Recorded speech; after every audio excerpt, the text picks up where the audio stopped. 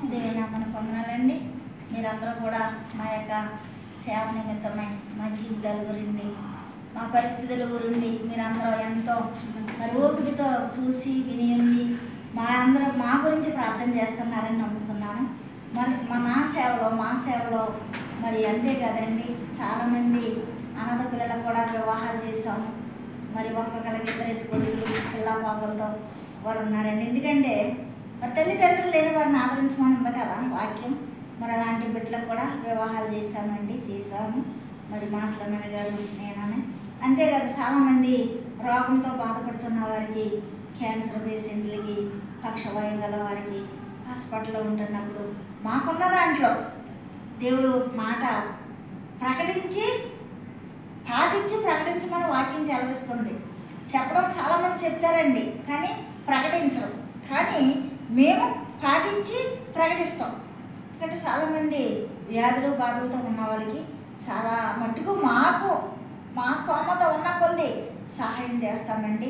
అంతేకాదు, దుఃఖంలో చాలా కుటుంబాలు చిందరమైపోయిన కుటుంబాలను కూడా మరి వాక్యంతో మేము వారిని సమాధానపరిచి చాలా కుటుంబాలను కూడా మేము కలిపామండి.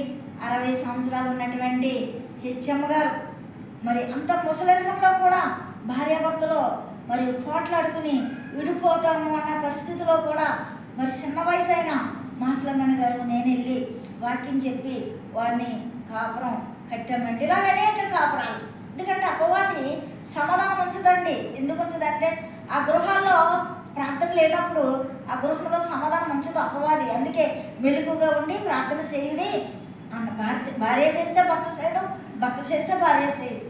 అప్పుడు అపవాది మరి కుటుంబంలో ఆవరించి ఆ కుటుంబాలని ధ్వంసం చేస్తుంది. కాబట్టి ప్రార్థన ఎప్పుడు కూడా గృహంలో ప్రార్థన, స్తుతులు, సునాదాలు ఎప్పుడు కూడా ఉండాలండి.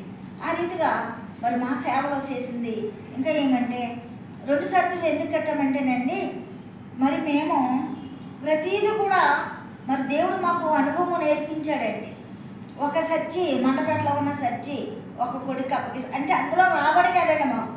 ఆ యొక్క సర్చి మెయింటెనెన్స్ చేసే పాస్టర్ గారిని ఒక కొడుకు పోషించాలి. ఇప్పుడు మరి రాజమండ్రి నేషనల్ హైవే పక్కన ఉన్న సర్చి కట్టబడుతున్నాము, ప్రేయర్ టవర్. ఆ సర్చి పాస్టర్ గారిని కూడా ఇంకొక కొడుకు పోషించాలండి. 2 కొడుకులకి 2 సర్చిలు మేము బ్లెస్సింగ్ ఆశీర్వాదంగా ఇచ్చామండి. ఆ 2 సర్చిల పాస్టర్ గారిని 2 కొడుకులు కూడా పోషించాలి. అందు నిమిత్తమై మేము మందిరాలు కడుతున్నాము. ఎందుకంటే చాలామంది సేవ చేస్తున్నారు కానీ మందిరాలు లేవండి. కొట్టుకుంటానికి స్తోమత లేదు, పేదవారిగా ఉన్నారు. కాబట్టి అలాంటి సేవకుల్ని మేము ఆదుకోవాలని దేవుడు మాకు ఒక ఆలోచన ఇచ్చాడు. కాబట్టి ఈ మందిరాలు మేము కడుతున్నామండి. దాంట్లో ఉన్నటువంటి పండు కానీ, ఫలము కానీ, సంతలు కానీ మేము ఇప్పటికి ఏ రోజున మేము తీసుకోలేదని మా పొద్దు దేవుడు ఇచ్చాడు మాకు.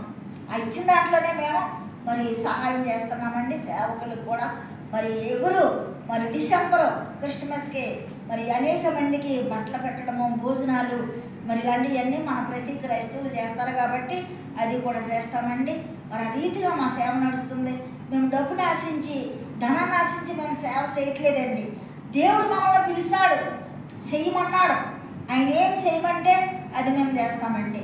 ఆయన చిత్తం అడుగుతాం. ముందు 2 భార్యాభర్తలుగా మోకరించి ప్రార్థన చేస్తాం. ప్రభువా, ఇది నీ చిత్తమేనా, చెయ్యమా, వద్దన్నాడప్పుడు వాక్యం ద్వారా దేవుడు మాట్లాడతారండి. వద్దంటే మానేస్తామండి, వెళ్ళమంటే వెళ్తాము, ఆ కార్యం చేస్తాం. కాబట్టి ఈ రీతిగా మా సేవ అండి. మేము వెండి బంగారాలని, ధనాన్ని, మరి కడుపు మరి కూటి కొరకు మేము సేవ చేయట్లేదు. కానీ దేవుని నిమిత్తమై మమ్మలను లేపాడు పెట్ట కుప్పల్లో నుంచి. కాబట్టి ఆయన యొక్క ప్రాణాన్ని మా కొరకు పెట్టాడు. కాబట్టి నేను 18 సంవత్సరాల నుంచి దేవునికి ఒడంబడిక తీసుకున్నాను. ఈరోజు కూడా మరి ఆ యొక్క సేవలో మరి నడుస్తూ ఉన్నానండి. సిటీకి వచ్చి మరి 35-40 సంవత్సరాలు అయిందో నేను వచ్చి నాకు తెలియదు. కానీ అసలు ఏ పక్కన ఏది ఉందో నాకు తెలియదండి. ఎందుకంటే 24 గంటల సేవలోనే ఉంటాం, ప్రార్థనలోనే ఉంటాం, మరి గృహ కూడుకుల్లో ఉంటాం. మరి ఎక్కడికి కూడా మాస్లమ్మ గారు తీసుకెళ్ళరు. ఎప్పుడైనా శారదనాథ్ చూపించండి అంటే టీవీలో వస్తుంది చూడంటారండి దాన్ని.